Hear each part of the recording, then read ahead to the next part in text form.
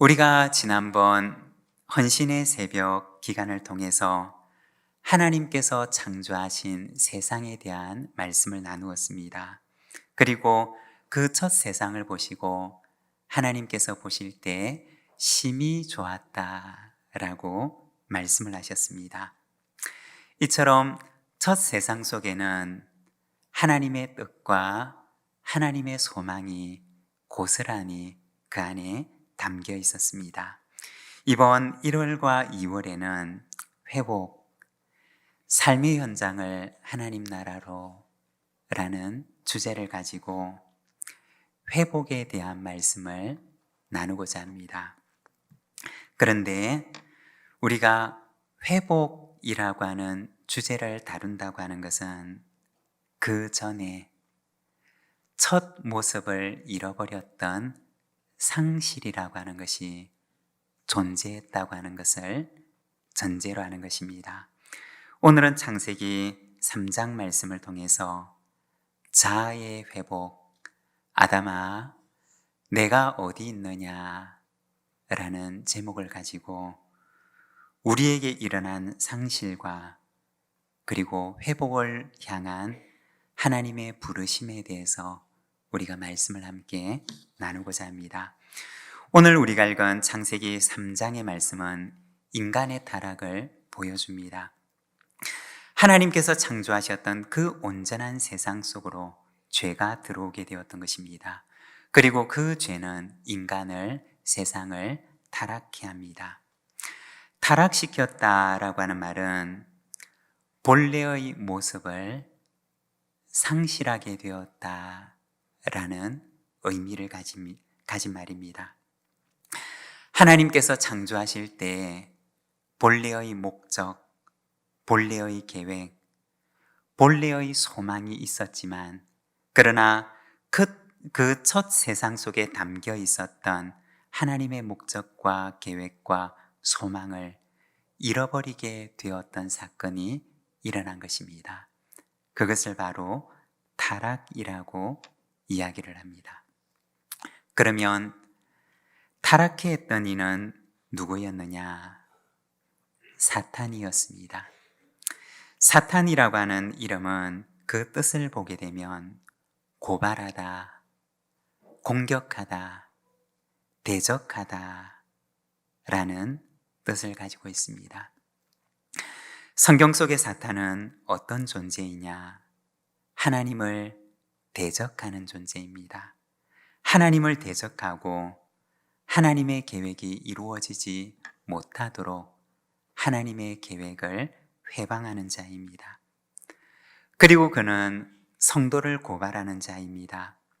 하나님의 계획이 이루어지지 못하도록 하고 성도를 고발해서 하나님과 성도 사이의 관계를 이간질하는 자, 그가 바로 사탄인 것입니다. 하나님과 사람과의 관계가 파탄에 이르도록 하는 자, 그가 바로 사탄인 것입니다. 오늘 우리가 알고 있는 이 창세기 3장의 말씀을 보게 되면 이러한 사탄의 도구로 누가 사용이 되느냐? 바로 뱀이라고 하는 피조물이 사탄의 도구로 사용되는 것을 보여줍니다. 오늘은 이러한 사탄을 통해서 죄가 가져온 상실에 대해 우리가 말씀을 함께 묵상을 하고자 합니다. 죄가 들어와서 무엇을 상실하게 했을까요? 먼저 첫 번째는 말씀의 상실입니다. 1절에서 5절까지 말씀인데 제가 먼저 읽고 우리 한 절씩 교독하고 마지막 절은 함께 읽겠습니다. 그런데 뱀은 여호와 하나님이 지으신 들짐승 중에 가장 강교하니라. 뱀이 여자에게 물어 이르되 하나님이 참으로 너희에게 동산 모든 나무의 열매를 먹지 말라 하시더냐.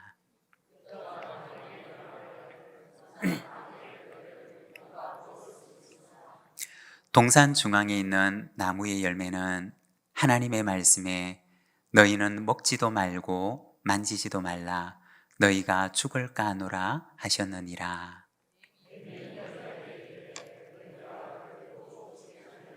같이 읽겠습니다.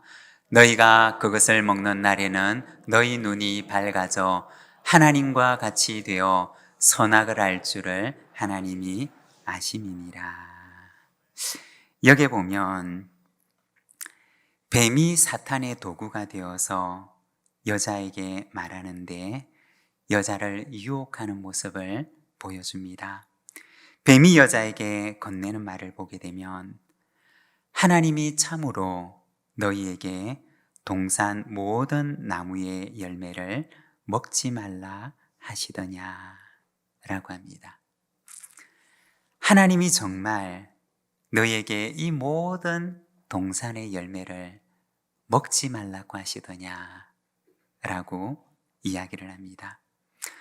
하나님께서 말씀하셨던 것과는 전혀 다른 말을 건네는 것입니다. 마치 하나님께서 너무나 악한 분이 되셔서 인간을 향하여 사람을 향하여 너무나 악한 분이 되셔서 그들에게 아무것도 주기를 원치 않으시는 것처럼 그들은 하나님과 사람 사이를 이간질하면서 말하는 것입니다. 정말 하나님이 아무것도 먹지 말라고 금지하시던 이라고 이야기를 하는 것입니다. 그런데 여러분, 하나님께서 처음 하셨던 말씀이 무엇이었는지 우리가 돌아보면 창세기 2장 16절과 17절에 보면 이렇게 말씀을 합니다. 동산 각종 나무의 열매는 내가 임의로 먹되 선악을 알게 하는 나무의 열매는 먹지 말라. 하나님께서 처음 주셨던 말씀은 무엇이었느냐? 동산에 있는 각종 나무의 열매를 내가 임의로 마음껏 먹어라고 말씀을 하셨던 것입니다. 하나님께서는 사람을 위해서 동산의 모든 아름다운 열매 맺는 나무를 자라게 하시고 그리고 그것을 마음껏 먹을 수 있도록 그들에게 이 모든 것을 선물로 주셨던 것입니다. 이것이 바로 하나님의 사랑이었고 하나님의 선물이었던 것입니다. 그런데 뱀은 여자에게 찾아와서 하나님께서 정말 동산의 모든 나무를 먹지 말라고 하시더냐 라고 말하고 있는 것입니다. 그 질문의 의도는 무엇일까요? 바로 하나님의 사랑을 의심하게 하는 것이었습니다. 하나님께서 정말 너를 사랑하시는 줄 아느냐? 하나님께서 정말 너에게 모든 것을 주실 것 같으냐? 사탄은 인간의 마음속에 모든 것을 주신 그 하나님의 사랑을 의심케 하기 위해서 바로 이러한 질문을 했던 것입니다. 여자가 뱀에게 말합니다. 여자가 뱀에게 말하되 동산 나무의 열매를 우리가 먹을 수 있으나 동산 중앙에 있는 나무의 열매는 하나님의 말씀에 너희는 먹지도 말고 만지지도 말라 너희가 죽을까 하노라 하셨느니라. 여자는 뱀에게 동산 나무의 열매를 우리가 먹을 수 있도록 했지만 그러나 동산 중앙에 있는 나무의 열매는 하나님께서 먹지 말라고 하셨다 라고 이야기를 합니다. 여자의 이 말을 듣고서 뱀이 무엇이라고 대답을 했을까요? 그는 한 걸음 더 나아가서 말하기를 너희가 결코 죽지 않을 거야. 너희가 그것을 먹는 날에는 너희 눈이 밝아져서 하나님처럼 선악을 알게 될 거야 라고 이야기를 합니다. 우리가 성경을 보게 되면 뱀이 처음에는 하나님의 말씀을 살짝 왜곡을 합니다. 그런데 나중에 가서는 하나님의 말씀을 정면으로 부정하고 그리고 대적합니다. 하나님의 말씀을 반박하고 하나님의 그 의도와 하나님의 계획을 완전히 왜곡해서 여자에게 이야기하는 것입니다.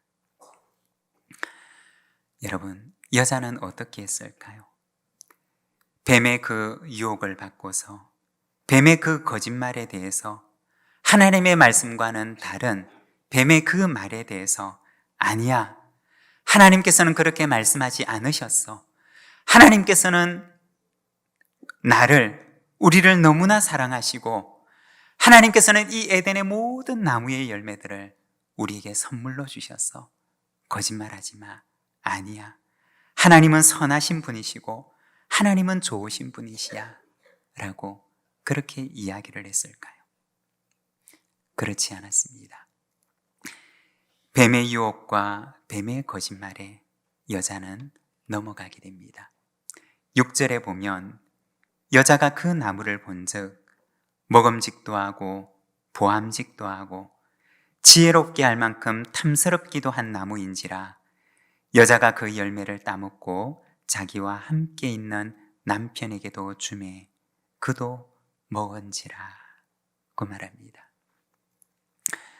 뱀의 유혹을 받고서 뱀의 거짓말을 듣고 아니야 라고 단호하게 거절을 했던 것이 아니라 뱀의 말을 듣고 그 나무를 봅니다.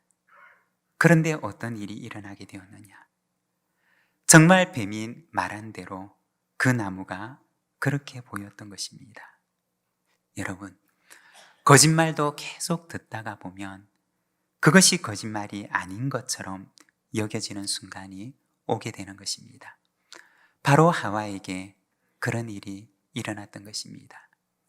뱀의 말을 듣고 아니야 라고 얘기를 해야 되는 그 순간에 그러지를 못하고 듣고 있다 보니 마치 나무가 뱀이 말한 것처럼 정말 그렇게 보였던 것입니다. 그리고 여자는 하나님의 말씀을 놓아버립니다. 그에게 주셨던 말씀을 놓아버리고 뱀이 하는 말을 붙들게 되었던 것입니다. 어떤 일이 일어났느냐? 하나님의 말씀이 그에게서 상실되는 일이 일어났던 것입니다. 여러분, 바로 여기에서 문제가 생기는 것입니다. 우리가 하나님의 말씀을 놓쳐버리는 바로 그 순간부터 우리에게 문제가 일어나는 것입니다. 말씀을 놓쳐버리게 되자 어떤 결과가 찾아오게 되었을까요? 자기를 상실하는 일이 일어나게 됩니다. 자기를 지으신 분을 떠나버리게 되자, 자기를 지으신 분의 그 말씀을 놓쳐버리게 되자 그에게 어떤 일이 일어나게 되었느냐? 자기가 누구인지를 잃어버리게 되었던 것입니다. 왜냐하면 자기를 지으신 분을 떠났기 때문인 것입니다. 7절에 보면 그 결과를 말하는데 이에 그들의 눈이 밝아져 자기들이 벗은 줄을 알고 무화과 나무 잎을 엮어 치마로 삼았더라 고 말합니다. 어떻게 되었느냐? 자신의 벗음을 알게 됩니다. 그리고 무화과 나무 잎을 엮어서 치마로 삼아 자신의 부끄러움을 가리고자 합니다. 자신의 벗음을 알고 치마를 만들어 부끄러움을 가리는 일이 일어났던 것입니다. 다시 말해서 자기가 자기를 바라보는 자아관에 변화가 생겼던 것입니다. 그 이전에는 어떠하였느냐? 하나님께서 세상을 처음 지으셨을 때, 그리고 아담과 하와가 하나님의 형상을 따라 지음을 받았을 때 그들은 자신의 모습을 바라볼 때 너무나 영광스러운 존재로, 너무나 영화로운 존재로 여겨졌던 것입니다.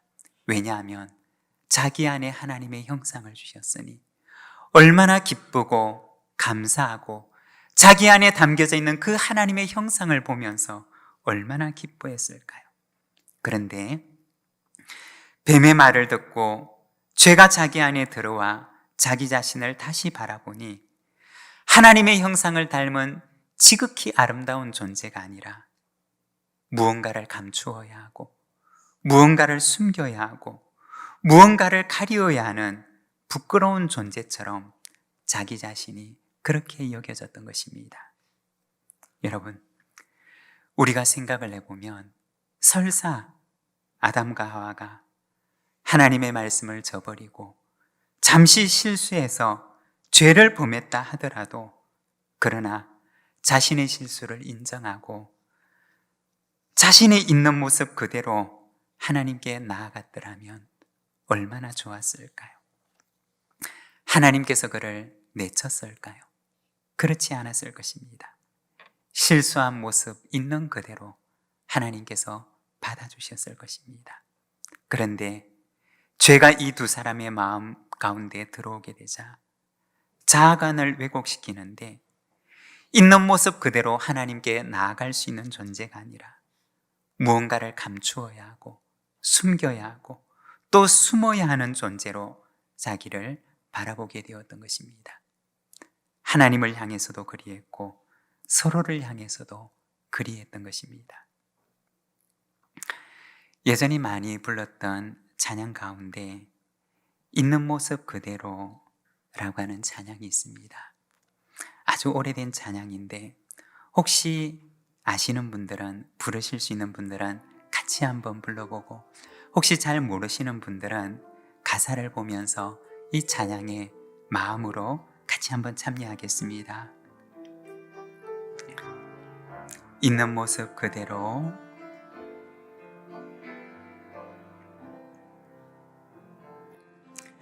있는 모습 그대로, 있는 모습 그대로, 있는 모습 그대로 오세요. 하나님은 당신이 있는 모습 그대로, 있는 모습 그대로 오시길 원하시. 우리 다시 한번 불러보겠습니다. 있는 모습 그대로, 있는 모습 그대로, 있는 모습 그대로 오세요. 하나님은 당신이 있는 모습 그대로, 있는 모습 그대로 오시길 원하십니다.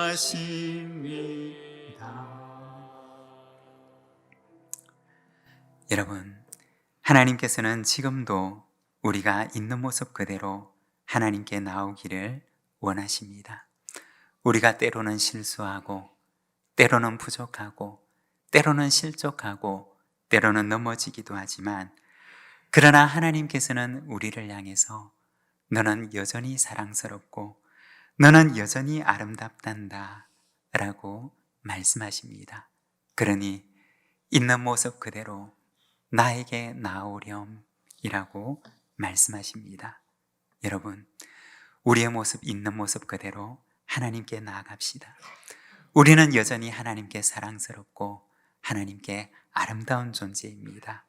그 하나님의 사랑을 믿고 하나님의 말씀을 붙들고 하나님 앞에 나아가는 2026년 이 한 해가 되시기를 바랍니다. 그리고 두 번째는 관계의 상실입니다.